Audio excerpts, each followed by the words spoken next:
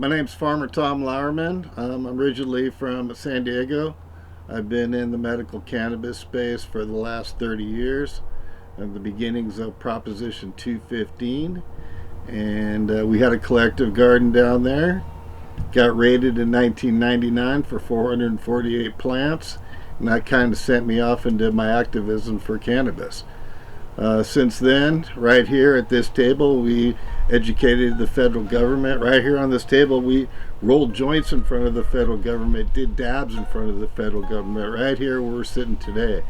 So, done a lot of work, still working. I'm on the board of directors of a couple patients' rights groups, Cannabis Patients Pacific Northwest, and Coalition for Patients' Rights. And we plan on going to Washington, D.C. to let our voice be heard in front of the DEA about Schedule 3. Awesome. So I've known you for a long time. You're a judge for the Growers Cup. You've been kind of a center person, or I don't know if I would say you're an influencer, but you've been obviously an important activist in the scene for quite a while. And I think people looked up to you for advice and different things.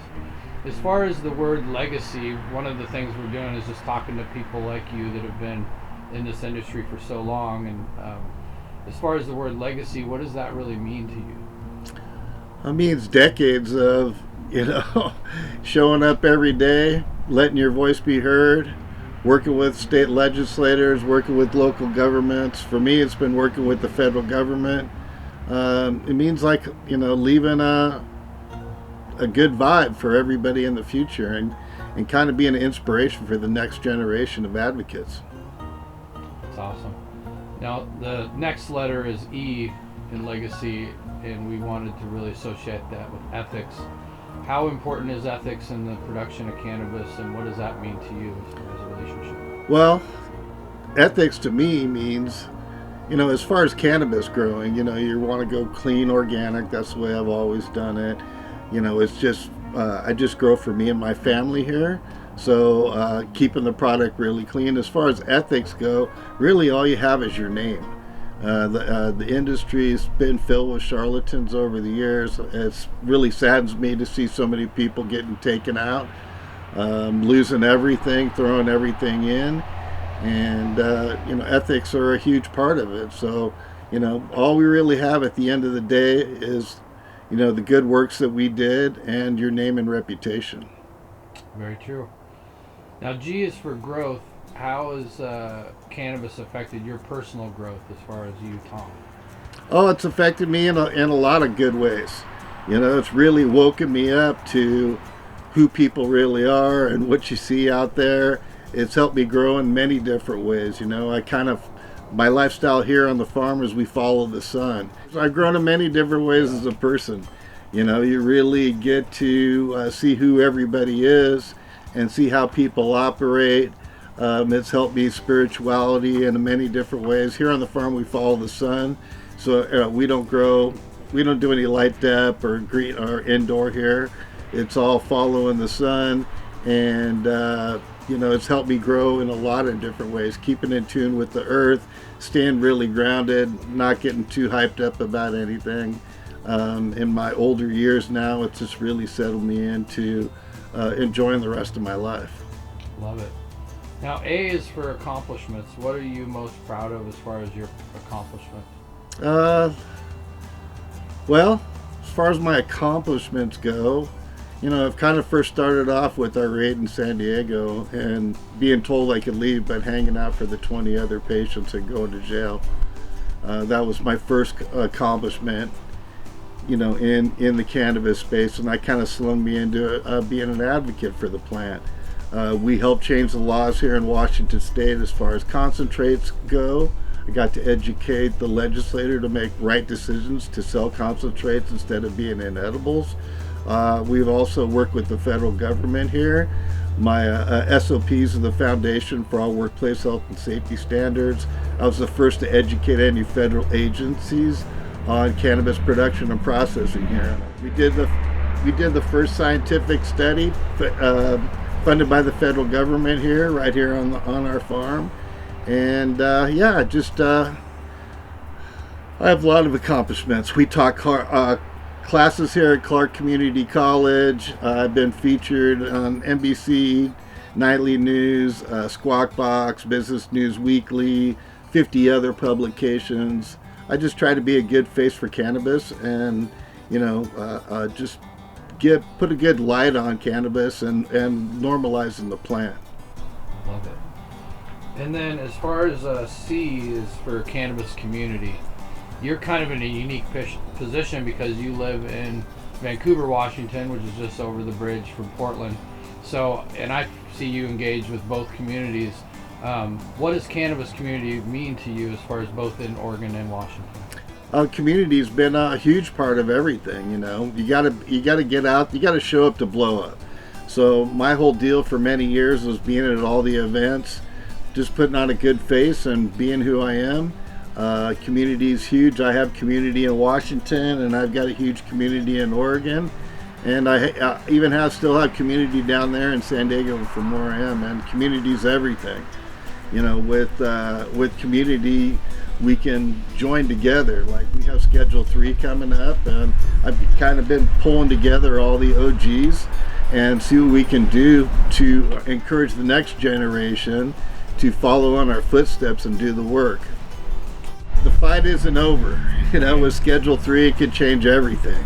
Yeah. I don't see, codeine and a lot of these different Schedule 3 drugs just being sold over the counter. So we really need to stand up. We need the next generation to stand up. And, now that it's legal and everybody can buy it everywhere, the urgency of it, and nobody's going to jail so much anymore.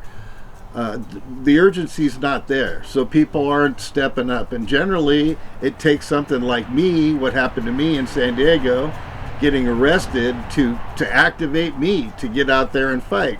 Because the worst thing that can happen to you is getting arrested, and that kind of, from there, what else could happen? So it really ignited me to get out there and fight for the plant and normalize cannabis. Now, as far as why is the last letter, and really for you, as far as where are you at now, what's your plans for the future? What do you see happening in the next 5 years for you? Well, Schedule 3 is on the rise here. I still have all my branding and everything. I own all the rights to everything. We've, intentionally never really jumped in because I knew it was going to be a race to the bottom. So in the future, I see working with different groups to move the plant forward. To keep moving the movement forward and keep normalizing the plant and cannabis and plant-based medicine is so important for everybody. We've really gotten away from that, and as an elder, I look forward to sharing my voice and my knowledge and my experience to ignite the next generation to step forward and protect the plant. We've all worked for so many years to get to where we are right now. It'd really be sad and devastating if we lost it all because our guard was down or we got lackadaisical, or if we let old disagreements or grudges against people affect what's going forward. I'm a firm believer that we really all need to unite together right now. And who cares what happens in the past? We need to get the band back together, like I like to say, and get out there and come together, because there's a lot of great voices out there. I'm really honored to be a part of the team at the Oregon Growers Cup, the judging team. It's a lot of amazing people who've done a lot of amazing work over the years, and for me it's been an honor and a pleasure to keep it moving, and I see the Oregon Growers Cup being a part of that.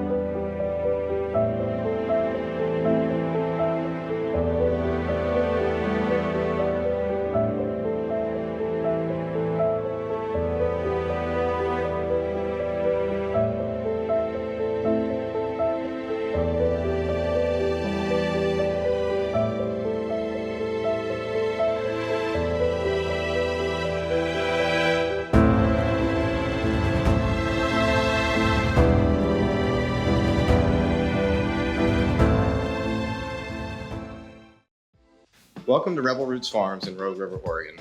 Here we craft cannabis products for all different types of people in all different varieties. Portable, convenient items such as vape pens and tinctures for those on the go, along with premium dabbables like live rosin and diamonds. Our infused funny honey can make any day a holiday, and our THC and CBD Rick Simpson oils are widely recognized for potency and effects. We focus on capturing the natural essences of the whole plant with full spectrum extractions and natural cannabis terpene infusions. State-of-the-art equipment and collaborations with industry leaders allow Rebel Roots Farms to stay at the forefront of cannabis innovation and processing. We hope you enjoy our products as much as we enjoy making them.